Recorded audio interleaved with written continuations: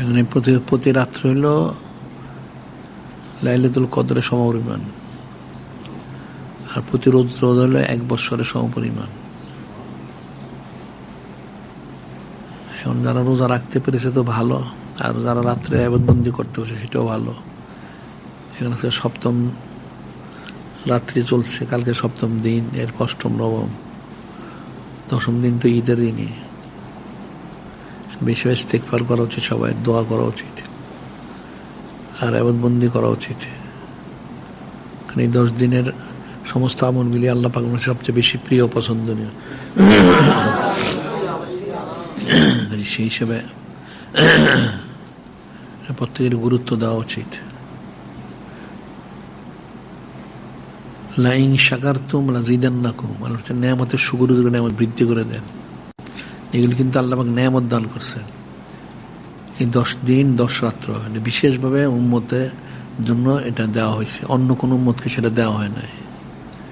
তাহলে উম্মতের জন্য এটা শুকরগুজারি করা উচিত এবং হকটা আদায় করা উচিত। আবার যেটা আমভাবে বলা হচ্ছে, ওয়াযাক্কিরুম বিআইয়ামিল্লাহ ইন্না ফি যালিকা লাআয়াতিন লিকুল্লি সাব্বারিন শাকুর। আল্লাহ বলেন যে আইয়ামুল্লাহ শরীফগুলি স্মরণ করায় দেন, কারণ এই আইয়ামুল্লাহর মধ্যে নেয়ামত রয়ে গেছে, বরকত রয়ে গেছে।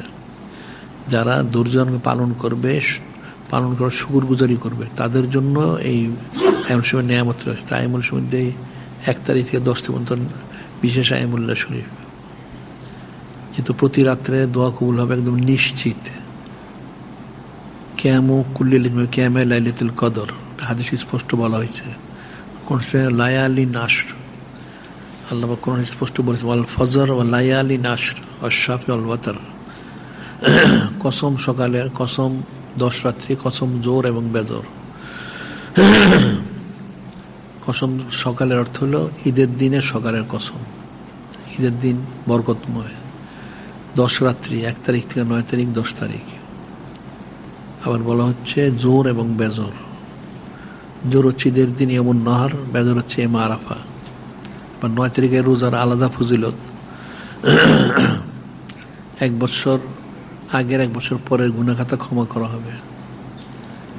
যেগুলি তো অনেক বড় নেয়ামত আল্লাহ দান করছেন, এটা শুকরগুজারি করা উচিত এবং পালন করা উচিত যতটুকু সম্ভব।